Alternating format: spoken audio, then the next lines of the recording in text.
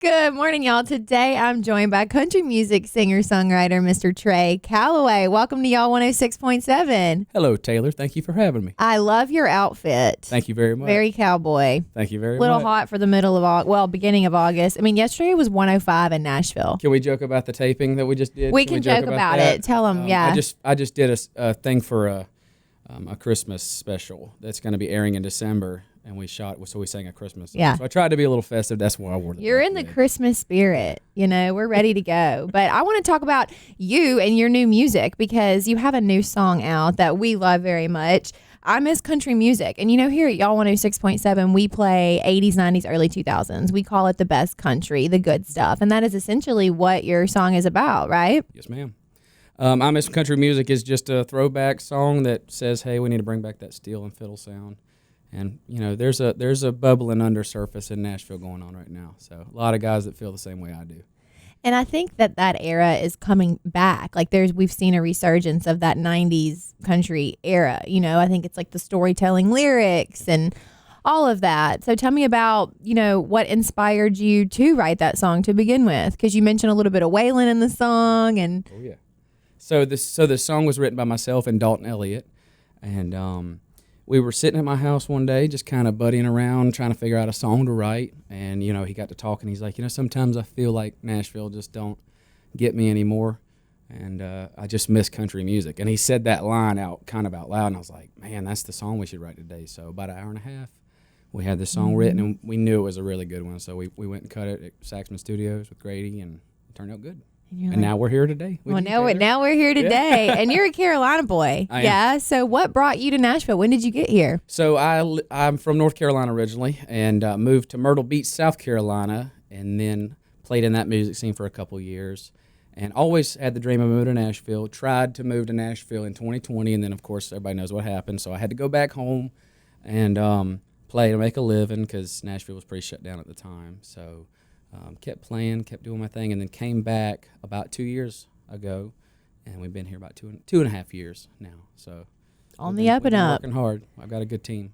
Have you always kind of written songs, or at what age did you start songwriting? So it started off with me as more like poems. Instead of paying attention in science class, I was writing down, you know, country song lyrics, and I didn't know how to play the guitar at the time. I was probably 13 or 14, and but was writing down poetry. I had this song called COUNTRY that I had written. It was one of the first songs I ever wrote.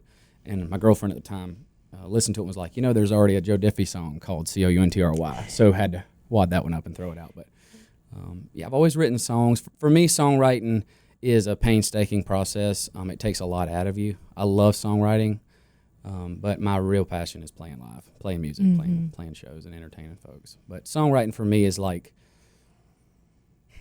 therapy, which can be deadly, you know, if you're really kind of facing something that's serious. But oh, totally. And I think that that's where, you know, that 90s storytelling, you're a lyric guy, so it's natural. And when I hear you sing, I do hear a little bit of like Mark Wills. You've got that like natural twang in your, like I can hear that in your voice. So who would you say like inspired you musically the most? So in country music, definitely Garth Brooks. I'm a huge Garth Brooks fan. George Strait's a big one too. Alan Jackson's another big one. I'd say some of the more classic stuff that I liked was like Merle Haggard. I really got into Merle Haggard from an early age. And Waylon Jennings, of course. We were talking that before we went on air. And so my mom and dad bought me a Greatest Hits album when I was a kid. And it had like Loretta Lynn. I'm a big Loretta Lynn fan. I wish I could go back in time and have met her, but Willie Nelson. I'm a big Willie Nelson fan too. So my biggest influence would be all of those combined. It's hard to pick just one. All the greats, man. It's like our y'all 106.7 playlist you just said. So we love it. So let's talk about your new album you have coming out September 27th. What can we expect? And you've already released some singles, we have quite a few. So the album is called Wanted Man. That's the title track of the album as well. And we've released, 6 or 7 singles off that already. They've been doing really good, streaming really well, and just trying to get noticed. You know, it's hard out here. But it's been a lot of fun. The album was all written or co-written by me and great friends of mine. A lot better writers than me. I'll give them that credit.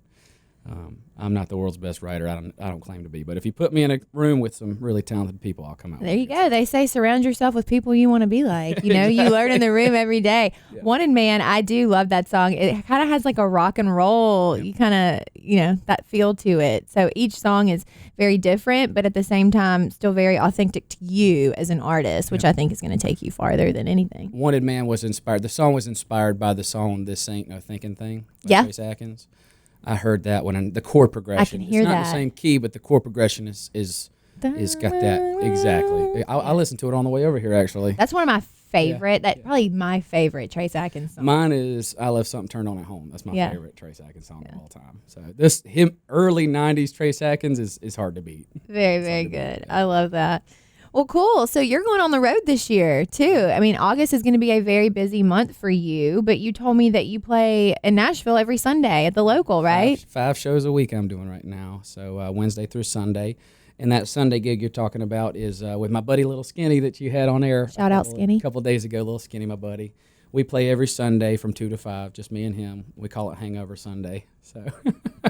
Hey, it's a lot of fun. The Sunday Scaries. You know, everyone had a wild night on Broadway. Come get a Bloody Mary and listen to you and Skinny. Just play some good old country music. We love that. So we're going on the road. We have a new album. What else are you doing in the rest of 2024? Are we going to make some time to go hunting? What do you like to do? Fishing is my main hobby. Yeah. So other than that, I like to golf too. I'm not very good at golf, but I have some buddies of mine that played at Vanderbilt. A guy named Harrison Ott. He played at Vanderbilt. So every time we go play, he kicks my butt, but I mean, I think he shot 9 under last time we played. Well, he went to Vanderbilt and played. I mean, he missed. I'm really proud of him, bragging on him on the air, but he missed the U.S. Open by 2 strokes this year. Wow. So I get to go play with him every now and then, and he kicks my butt and humbles me a little bit. Yeah, hey, surround yourself with good golfers. Maybe you'll get good at golfing, you know? There we go. My dad and I try to go up to Cherokee, North Carolina, and go trout fishing as much as we can. We'll probably do that for my bachelor party. That's my idea of a bachelor party. Oh, that's fun. You getting married this year? In October. Oh, wow. Yes. You're just going to slide that in there. That's a huge thing for this year. Well, congratulations. So on top of working on a new album and going to Texas a lot and playing, going to Ohio and playing a lot, North Carolina, South Carolina, working on a new album, also planning a wedding. Well, you are a busy, busy man. Yes, ma'am, I am. Well, we're so excited. And you're going to play for us today. Sure. We're going to play the new one, I Miss Country Music. And then what else are we going to play? You know, I haven't really figured that out yet. I think we're going to, I'll probably do Miss Gone by Morning, unless you want me to do a slow love country song. I can do that. Or I can do it. This is your show, whatever you're feeling. If you want to sing Holly Jolly Christmas, you know, we will do that. But the best way to keep up with you is Instagram at Trey Calloway Music. Yes, ma'am. Trey Calloway Music on everything. TikTok, Instagram, Facebook, Spotify, all that stuff.